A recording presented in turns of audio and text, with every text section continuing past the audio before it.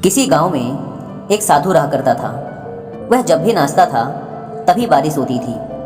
इसलिए गांव के लोगों को जब भी बारिश की ज़रूरत होती तब यह लोग उस साधु के पास जाते और उनसे अनुरोध करते कि वह नाचे। और जब वह नाचने लगते तो बारिश ज़रूर होती थी।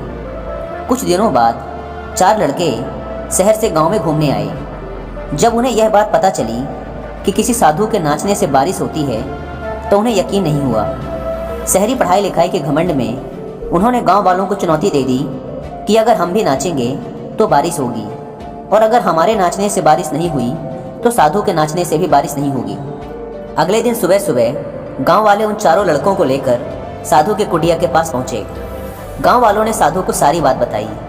फिर उन लड़कों ने नाचना शुरू किया। पहले लड़के ने नाचना शुरू किया। आधा घंटा बीत गया। फिर पहला लड़का थक कर बैठ गया, पर बादल नहीं दिखे।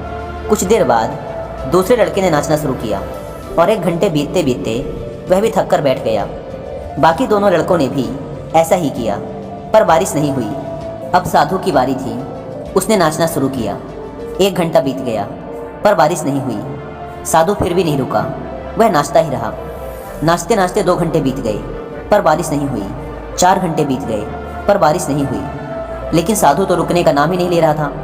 धीरे धीरे शाम ढलने लगी कि तभी बादलों की गड़गड़ाहट सुनाई दी और थोड़ी देर बाद जोरों की बारिश होने लगी।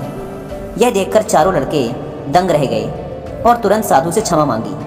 फिर चारों लड़कों ने साधु से पूछा, बाबा, भला ऐसा क्यों कि हमारे नाचने से बारिश नहीं हुई और आपके नाचने से बारिश हो गई? साधु ने उत्तर दिया, जब मैं नाचता हूँ तो 2 बातों का ध्यान रखता हूँ।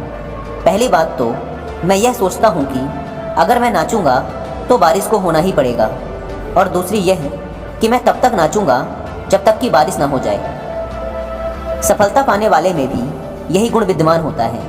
वे जिस काम को भी